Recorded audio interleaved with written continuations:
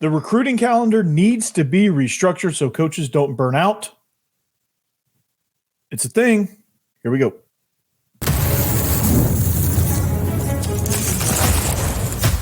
You are Locked On Vandy, your daily podcast on the Vanderbilt Commodores. Part of the Locked On Podcast Network, your team every day. All right, welcome into the Locked On Vandy podcast on the Locked On Podcast Network. I'm your host, Corey Burton. On today's show, we explore why modifying the recruiting calendar will keep coaches in place and prevent burnout, which is very, very important. That's the reason why Clark Lee made his comments that he made that we discussed yesterday. We will also discuss why Carter Holton and Jonathan Vastine being named to the All-SEC second team will help lead the VandyBoys in their dreams of visiting Omaha, not as spectators. And of course, as all sports fans do, we'll talk about Super Bowl 58, Chiefs versus Niners. And why is that important to us? Well, Oren Burks needs that ring. So thanks for making Locked On Vandy your first listen every single day. Thank you to the everydayers for making all of this possible. We are free and available wherever you get your podcasts and on YouTube as a part of the Locked On Podcast Network, your team every day. Today's episode is brought to you by FanDuel. Make every moment more. New customers, join today and you'll get $200 in bonus bets if your first bet of $5 or more wins. So visit FanDuel.com/lockedon to get started. Well, to recap, college football is broken. Clark Lee said it. It's true. All right, coaches are leaving. Jeff Hafley going to the Packers.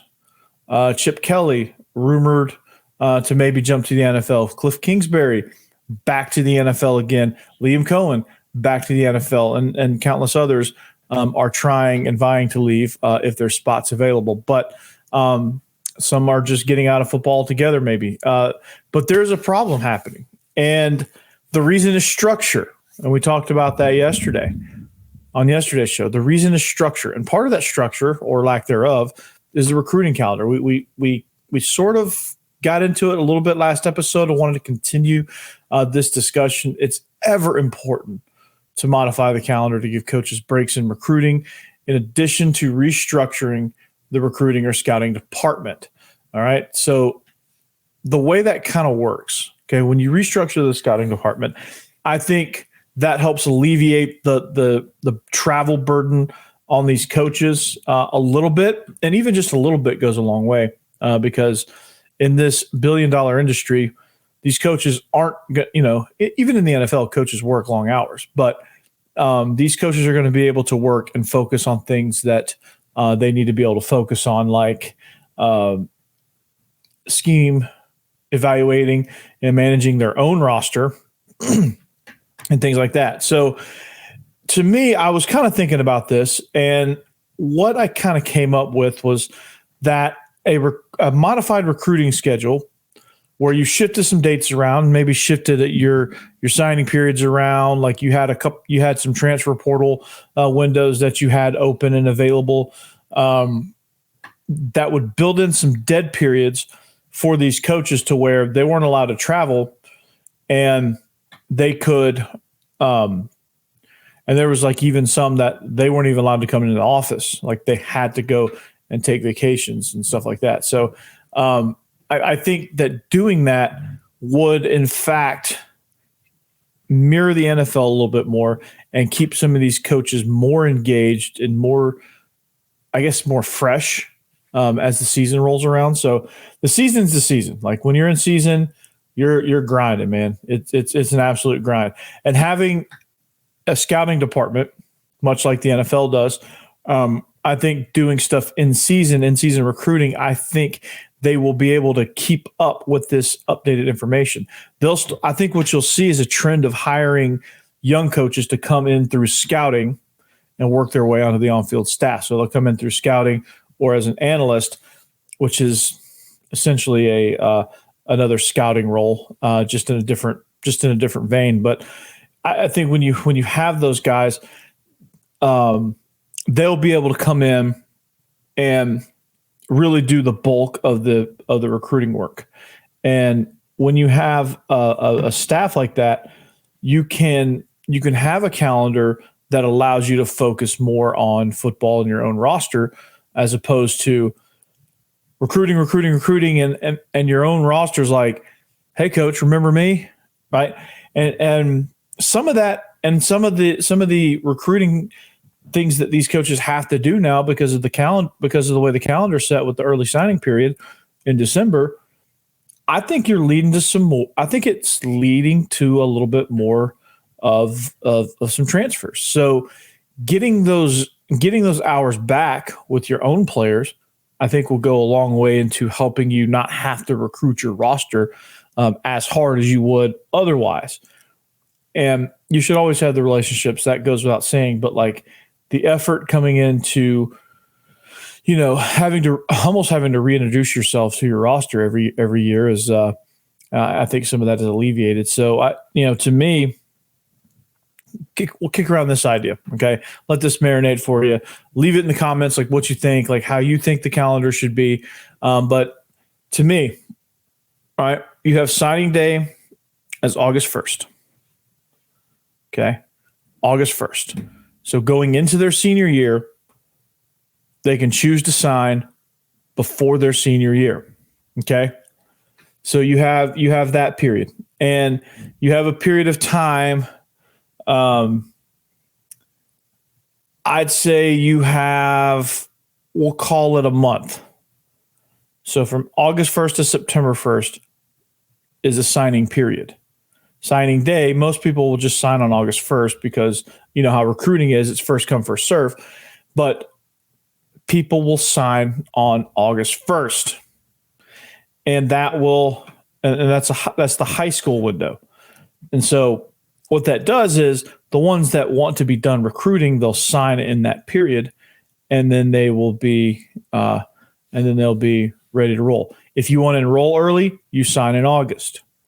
If you want to be done, sign in August. If you don't, then you still have the window of the traditional signing period, which is the first Wednesday of February. And I think you should have for bowl practices. I think after, let's say 2 weeks after, well, no, I'll get to that here in a second. But I think your regular signing period as a second signing period should be instituted, or it could be reenacted. And then after that second signing day, you can sign any day after that. There's no finite window. It's from there you can sign whenever. And so I don't think you'll get a lot of action on those days. That day will be for a lot of your FCS schools, D2 schools, D3 schools, who get kind of the kickback from the portal, and some of the high school recruits that don't qualify or don't quite land where they thought they would land. So when you have those two windows, I think it helps both levels. I think there's enough separation there to where you're not scrambling. If you don't land everybody, you can still work some things. And I think it still allows you to evaluate a whole season's worth of senior tape. Because let's be honest, like moving it up doesn't really like affect anything, because like the seniors at these Power 5 universities, like at Vanderbilt, the seniors are pretty much already the hay's already in the barn for a lot of these guys. And so you make a push in the summer to sign these guys early. I think it helps you with camps. It kind of redefines what you do in the spring. Maybe spring practices become more more important as far as like recruiting some seniors and things like that. Like maybe those things look a little bit different. Maybe things slow down a little bit. So you have that signing day. Okay. And then they have their whole senior year to do whatever, or they enroll early. the way the recruiting calendar works. Okay. So let's work backwards from signing day. Okay. Well, let's work forward from signing day. Okay. So August 1st is signing day. From August 1st until the start of the season, the coaches, it's dead period for them. Okay. It's dead period for them. They are in football mode. It's camp mode. They can't talk to recruits, but the scouting and recruiting department can. So the recruiting department can talk to these kids. And if you allow them to travel, they can go around to the practices and they can be kind of the first set of eyes. All right. So you allow them to go to the practices. And so you still get your guys out there, but the coaches are focusing on the product on the field, which in $1 billion industry, that's what you need. In the NFL, your scouting department does a lot of your legwork. The coaches evaluate it, make the draft picks, and then develop them when they get there. That should be their role. So as they're doing that, the recruiting department is out on the road. And when you have a split department, maybe it's all hands on deck for high school recruiting during that time. Okay. Season starts. Okay. Now you have your list of contacts. The coaches have a weekly meeting about recruiting. They're allowed, the number is kind of arbitrary, but like you make your contacts throughout the week. You start building, like the coaches can start building some of these relationships with some of these recruits, right? The scouts still maintain those relationships. They start connecting the coaches with that. If there's not already relationships there, those things are fluid. But like a lot of times your coaches are going to start now. They can start making after, starting the week of the first game, the dead period ends and coaches can start contacting again. So the Monday of the first week of the season, coaches can now start re-engaging in with the recruits throughout the season. They can engage. The coaches can travel, and it's up to the head coach at that point to figure out how they want to manage that in the season. But for the most part, you're probably going to send your recruiting department to some games. Your coaches, as they can, will probably head to some games. You'll have official visits on home games, as always. And that will be a huge part of the recruiting process because you want them on campus for that. So that'll be a big part of what they do. So then you go into the winter. You have another dead period during bowl prep. So no, that wouldn't, because the transfer portal is going to open right after the season, and it's going to be open through. That's going to be open through the start or up until the start of the next semester, which we'll call arbitrary date of like January 5th. And then after January 5th, you can't enter the portal, and then enrollment procedures go after that. So if you enter the portal and you can land somewhere, you just enroll at the mercy of the university at that point. You have 2 transfer windows, one then and one at the end of the spring semester, to where you can enroll either in the summer or in the fall, depending on what the university allows. Then in like February, I think February can be a dead month for coaches and recruiting departments. So I think February, if you shut down February right after signing day up until like the first week of March, I think if you shut that down, coaches can just relax for a minute, meet, do football things, prep for spring ball. The recruiting department can have their vacation time, their downtime a little bit, and then crank back up as spring practices start, as high school spring evaluation periods start. Then you start when the coaches, when the team begins their spring practice window. That's when you roll out your recruiting staff back out there to start making their first round of visits. And then as they wrap up spring practice, now the coaches go out and make their visits to schools. And then you have that going on, and then right about mid-May on, like you want to have another kind of dead period to where nobody can visit, and gives the kids time to focus on finishing the school year, and gives the coaches time to kind of relax a little bit before June. June's going to be a really crazy month with camp season, and as you get ready for the August 1st signing day, making your last minute pushes. Have a mandatory 2-week dead period where you can't do anything right around July 4th. And then once that comes back, then it's an all out sprint to signing day, and then getting ready to embark in fall camp. So let me know what you think on that. I think if you're going to burn out, you're going to burn out. But I think modifying the schedule a little bit, building in some breaks to where these coaches don't have to be wearing so many hats all the time, I think even a little bit helps. So that's my idea for the recruiting calendar. Let me know what you think in the comments. We'll get to that here in just a little bit. All right, when we come back, we're going to talk a little baseball. I promised that yesterday. Had to make a change. We're going to talk a little baseball here in just a second with Carter Holton and Jonathan Vastine. Stay tuned.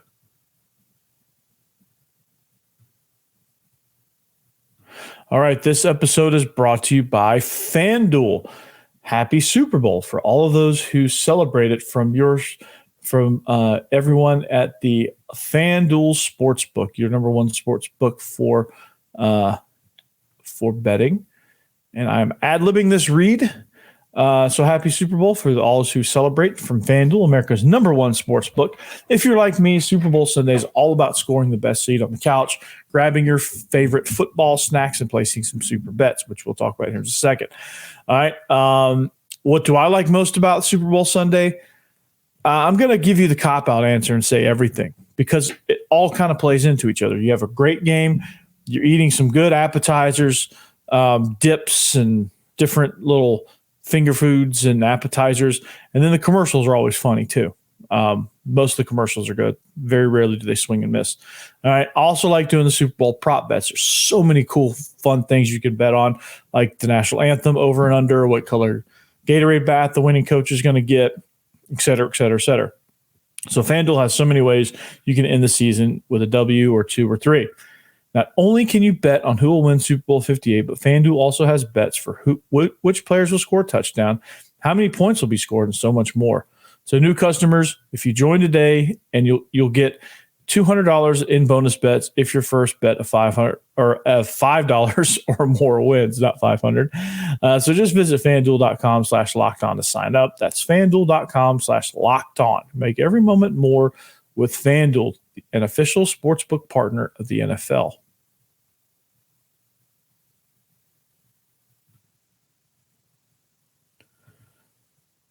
All right, welcome back, Locked On Vandy. Thanks for making us your first listen each and every day. Thank you to the everydayers. Follow us on social media at Locked On Vandy, Instagram and X. You can follow me at Coach Burton36 on X. See everything that I do. I'm kind of all over the place. All right, you can find me a little bit of everywhere. I'm kind of like Steve Harvey in the podcast world, except I don't have his bank account yet. That's coming, but everydayers, you're going to make that all possible. So. The recruiting calendar, man, that's going to be a huge fix if they could ever agree on something like that. And as it gets a little bit more like the NFL calendar with the season and off season, I think you'll see coaches stay a little bit. But I want to jump over to baseball because two of the most integral parts of the team were named to the All SEC team today for the preseason. Carter Holton, the lefty pitcher, and Jonathan Vastine were both named to the preseason All SEC second team as they embark on it in defending their SEC championship. So, why is that important? Okay.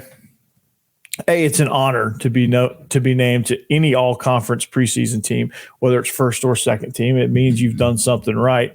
But these two, I think, are going to play a major, major role, and these two might be the most important pieces to Vandy as they dream of Omaha.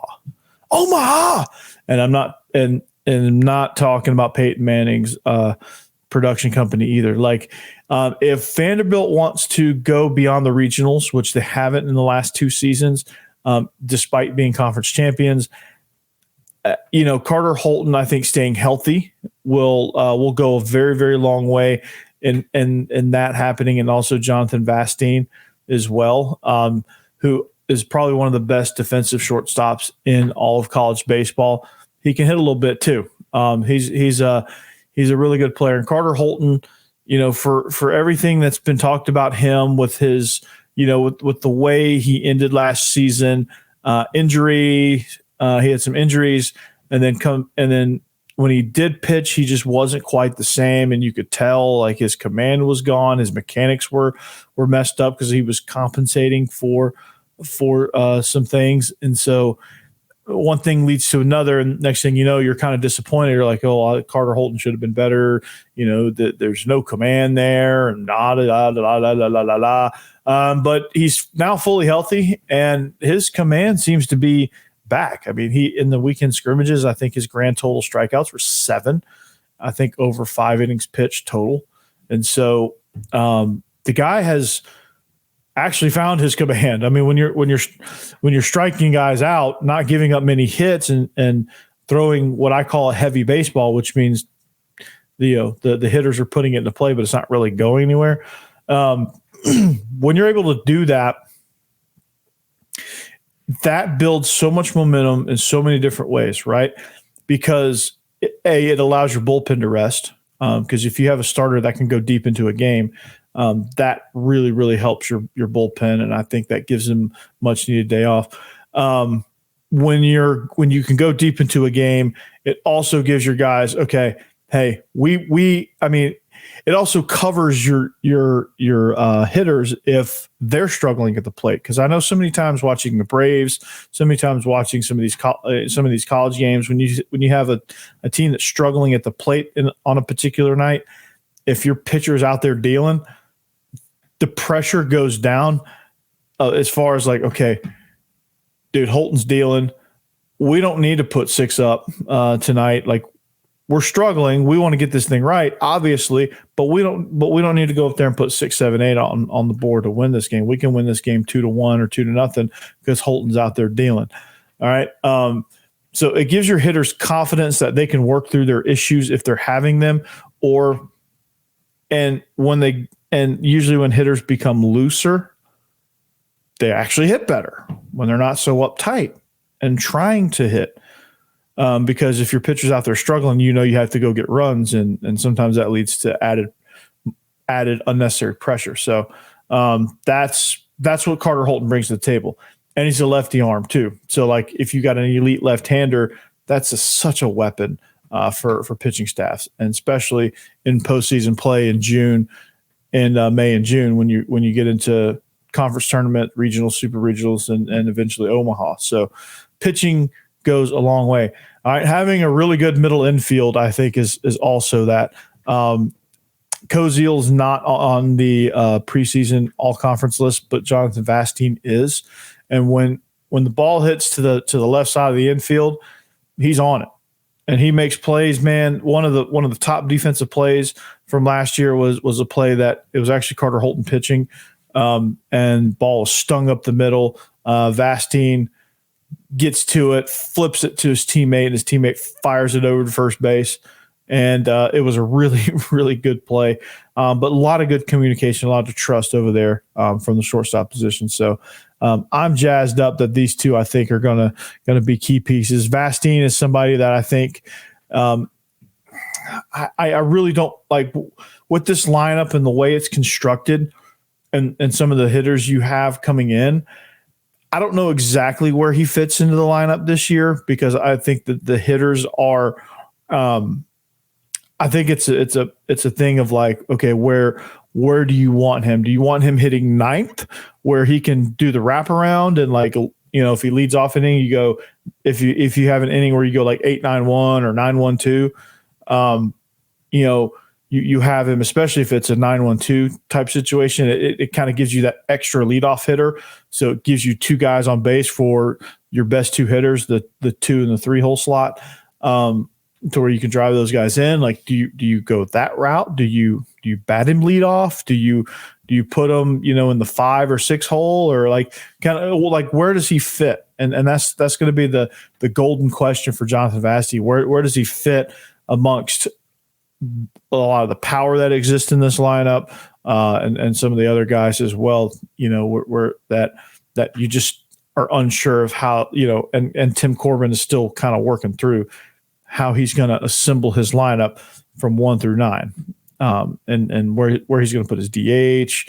Who's going to end up starting at first? Where does RJ Austin fit into this mix? Where does, Koziel is knocking the ball around. Espinal is apparently tearing the cover off the ball a little bit. So like these guys got to go somewhere. So, maybe that is a Vastine at 9, just to have that, potential of a 9-1-2 inning that you'll get every once in a while. So anyway, congrats to those two preseason all conference. Going to be exciting to watch them. Carter Holton, especially, because the pitcher position really just kind of has more influence on a game than a shortstop does just naturally. So these two, if you blink and look up in June and Vandy's in Omaha hoisting the trophy, you're probably going to look at the season that these two are having, and you're probably going to say, okay, they've had All-American seasons, and Carter Holton found the heat and started dealing in the postseason. So I think those two are very, very important to what the Tim Corbin and the VandyBoys are going to do. So we're going to take a quick break. When we come back, we're going to discuss Super Bowl 58, and we're going to close out the show. Local ads. All right, welcome back. It is the last and final segment. We got a few minutes here left on the show, so why not talk Super Bowl 58? All right, I just read an ad for FanDuel earlier in the show, and so the Niners are 1.5-point favorites or 2-point favorites, depending on what sports book you look at. According to FanDuel, they're 1.5-point favorites. The last time I really looked at it and considered it. So, Oren Burks is the key here. Is he going to get his ring? Okay, I say yes, and I'm not this like anti-Swifty sentiment, or like, oh, I don't want the Chiefs to win because Taylor Swift, right? I just think the 49ers are a slightly better team, and I think the line is going to end up proving itself, because like the 49, like Christian McCaffrey is basically, if you take him on an anytime touchdown, that's basically a sure bet, right? I think having Brock Purdy prove a lot of guys wrong as Mr. Irrelevant will be absolutely incredible. I think that's a tremendous story there. Kyle Shanahan getting the monkey off his back. What he does as a coach is truly amazing. John Lynch has built a great roster, got some really good defensive linemen, pass rushers, and things like that in with Chase Young now joining Joey Bosa. Not Joey Bosa, because Joey Bosa is in L.A. He's watching the Super Bowl, but watching his brother Nick Bosa. Fred Warner at the linebacker spot. I mean, I think you've got a lot of good options there.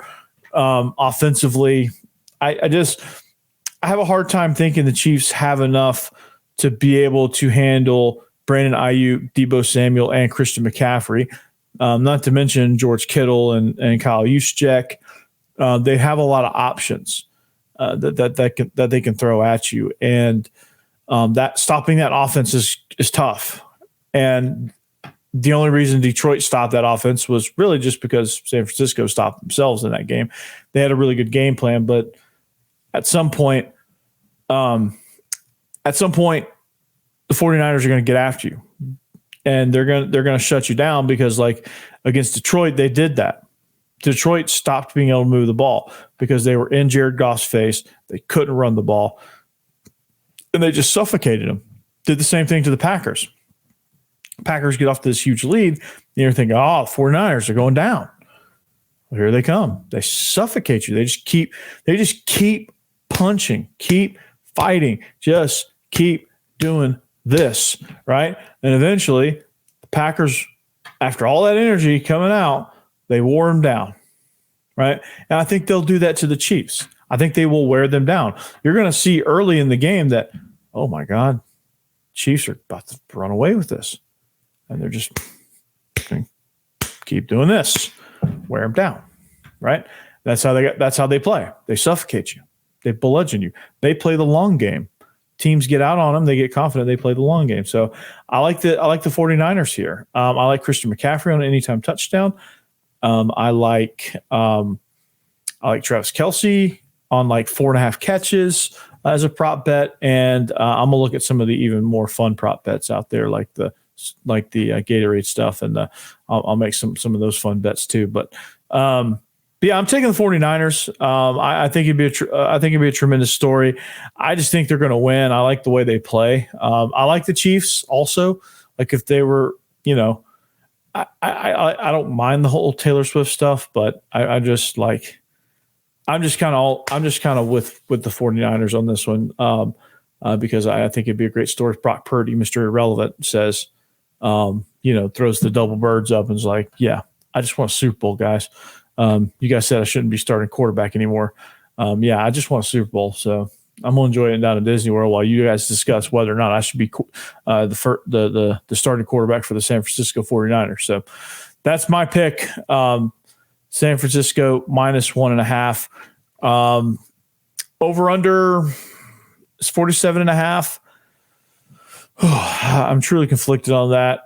Most of the time the Super Bowl hits the under, so I'm going to go with, I'll probably gut feeling goes with the under. So San Fran and the under is kind of where I'm leaning. So take that for what you will. Make sure you comment, make sure you follow, make sure you subscribe, like us, all that good stuff. And thank you to the everydayers. If you're an everydayer, grab a friend, tell them to be an everydayer. Treat it like book club, but it's like the Locked On Vandy podcast club, to where you guys like listen to the show and you're like, man, Corey said this, or man, Corey said that. Man, Corey's a dummy, or man, Corey's the smartest guy alive, or whatever you want to say to each other to react to the show. Leave it in the comments too. You tell me what you think. The comments have been great so far. Let's just keep building, right? So anyway, that's going to do it for us. Hopefully you have a great weekend. Have a great Super Bowl weekend. Enjoy everything, but enjoy it responsibly. And we'll see you back here Monday on the Locked On Vandy podcast on the Locked On Podcast Network. Anchor down.